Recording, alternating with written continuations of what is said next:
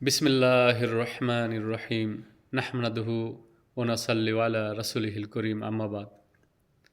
দেশ ও প্রবাসে যে যেখান থেকে আমাকে শুনবেন সবাইকে আমার সালাম, শুভেচ্ছা, অভিনন্দন।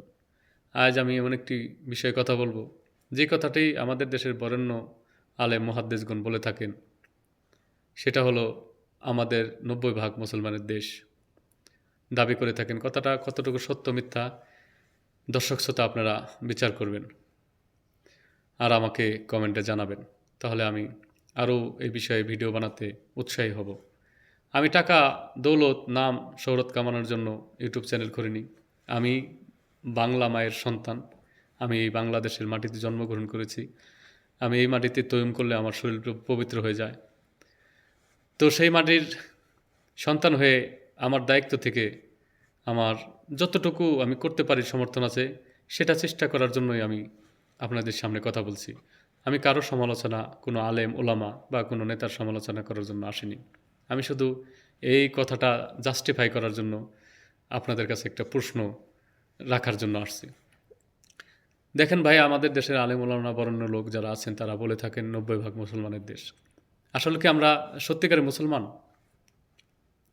আমরা যদি 90% মুসলমান হতাম তো আমাদের রাষ্ট্রধর্ম ইসলাম হতো, কোরআনের সংবিধান হতো। আচ্ছা ঠিক আছে, এটা নাই হলো, অন্তত আমাদের দেশে প্রকাশিত দুর্নীতি, চাঁদাবাজি হতো না। ঠিক কিনা বলেন? আমাদের দেশে যদি 90% মুসলমান হতো তাহলে আমরা সবাই প্রতিবাদ করতাম, এবং যারা চাঁদাবাজি করেন, দুর্নীতি করেন, তারা তো মুসলমান, তারা তো মুসলমান দাবি করেন। যে বরেণ্য আলেম ওলামা তারা তো এদেরকে মুসলমানই বলেন, যেহেতু 90% মুসলমান, এরা তো মুসলমান। তাহলে তারা কি এই চাঁদাবাজিগুলো করতেন? তাদেরকে আল্লাহর ভয় নেই? তারা যদি মুসলমান হতো তাহলে আল্লাহর ভয় থাকতো, নবীর দেখানো সঠিক পথে চলতো, ইসলামের ছায়াতলে তাদের জীবনকে সুন্দর করে গড়ে তুলত।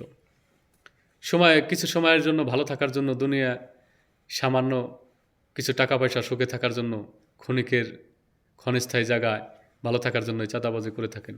আমরা যদি 90% মুসলমানের দেশের মানুষ হতাম, আমরা যদি 90% মুসলমান হতাম, তাহলে কি ভাই আমাদের দেশে অহরহ সুদ হতো, সুদের ব্যবসা চলতো?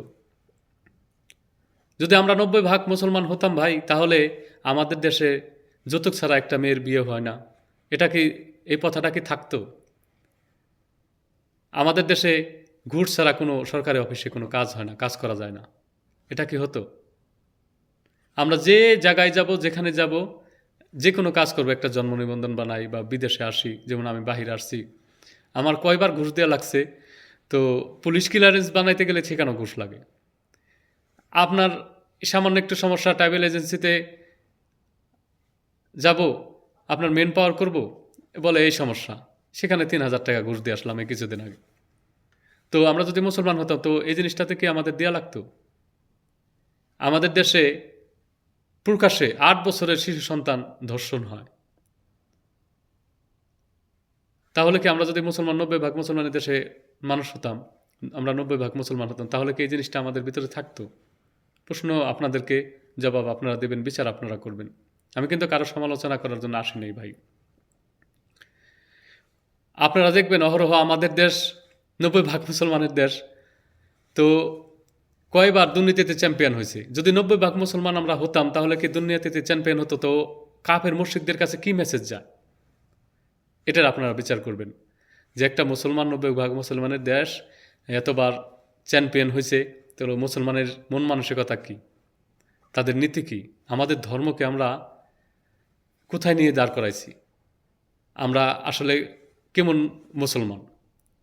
আল্লাহ নবী বলছেন যে আমার এই উম্মাত 70 নমুনার চাইতে বেশি হবে, এরকম কাছাকাছি হবে।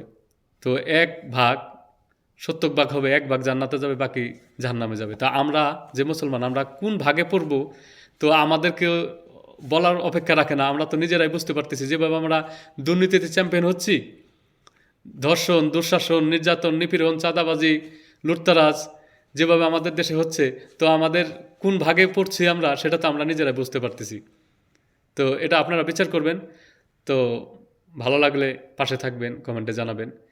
আগামী একটি টপিক নিয়ে আসতেছি আপনাদের সামনে, সেটা হলো নেতা কেমন হওয়ার দরকার। নেতা কেমন হয়? পিতার মতো নেতা কেমন হয়? নেতার কী কাজ?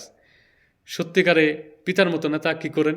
আর নেতা কী করেন, নেতার কতটুকু অভিজ্ঞতা থাকার দরকার, আর নেতা দেশকে কোথায় নিয়ে যেতে পারেন সে বিষয়ে কথা বল।